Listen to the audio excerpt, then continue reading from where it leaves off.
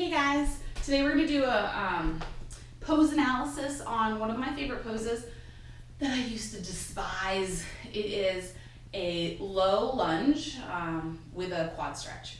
And there's a million reasons why I used to despise this. And I'm going to tell you some of the factors today that cause this pose to be so challenging for me and what I've done to change that. I don't have a yoga mat with me today, and I still have some sensitivity in my knees, so I have this little mini bolster I'm gonna put my back knee on. But we'll start here. I'm gonna bring the right foot forward, left knee back, and I'm gonna tell you what's happening in the pose. And so the front foot is in dorsiflexion. I'll grab my foot in a moment. Dorsiflexion, front knee is in flexion, front hip is in flexion, back leg extension, back knee flexion, back foot plantar flexion. That's just what I chose. You could always come down here, flex the foot, but I've chose plantar flexion today. So the factors that I'm going to look at in this pose, in this lunge with a quad stretch, are hip extension of the back leg, flexion at the knee of the back leg, and hip flexion of the front hip. Front hip. No, my right from my left. The front hip. So let's start with hip extension of the back leg. So hip extension of the back leg is it's limited by the hip flexor muscles, right? Their job is exactly what it sounds like. Their job is to flex the hip. And what we're looking to have happen here is to extend. So the leg goes back.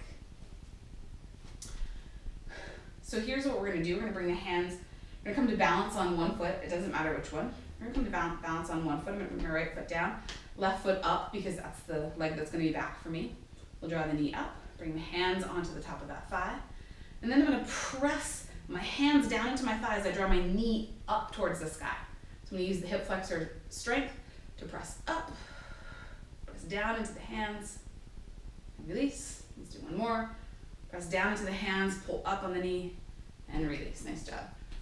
This action of hip flexion is going to be what engages the hip flexors so that they can find a little bit of space. Muscles like to be engaged and protected when you're trying to open them. And this is really an opening, a very stretchy, sort of vulnerable pose for the body and for some of us for the mind.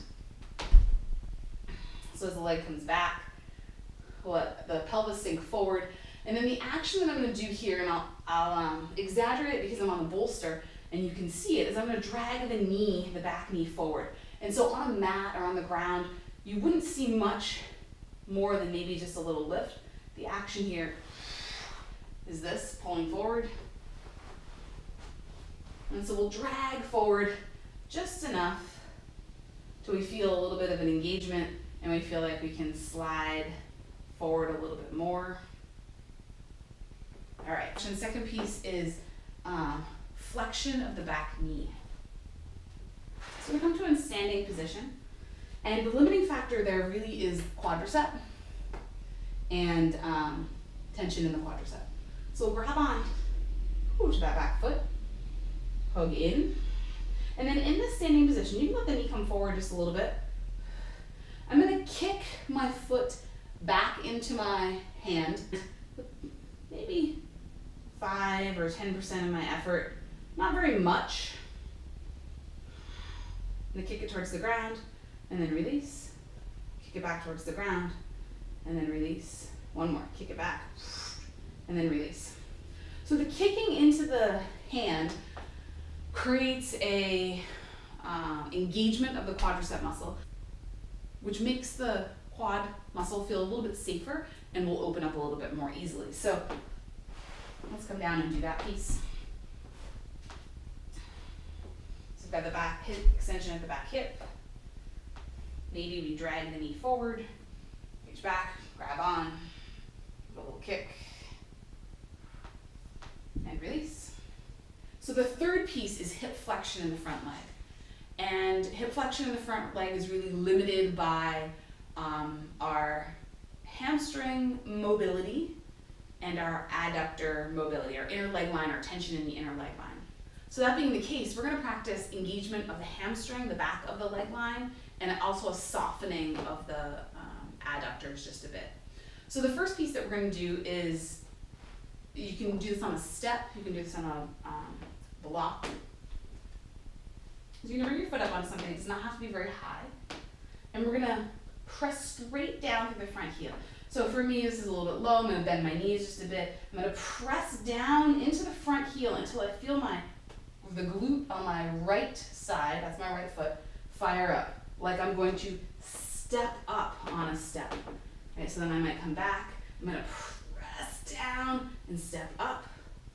And I come back, do it one more time, press down and step up. I can really feel my hamstring, my glute fire up there. So we're going to add this one into the pose, and then we'll put them all together from here. So the same action here. Maybe I'm going to create a little anterior tilt, which might soften the inner groin. And then we're going to press straight down through the front heel and see if that allows for a sliding forward. Ooh, it's like magic.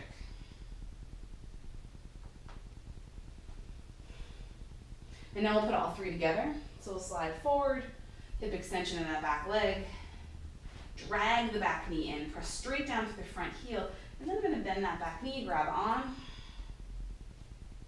And once I get a hold of that back foot, I'm going to kick gently into my hand. Remember that 5% kicks back or 10% kicks back, press straight down to the front heel, drag the back knee in, and then release.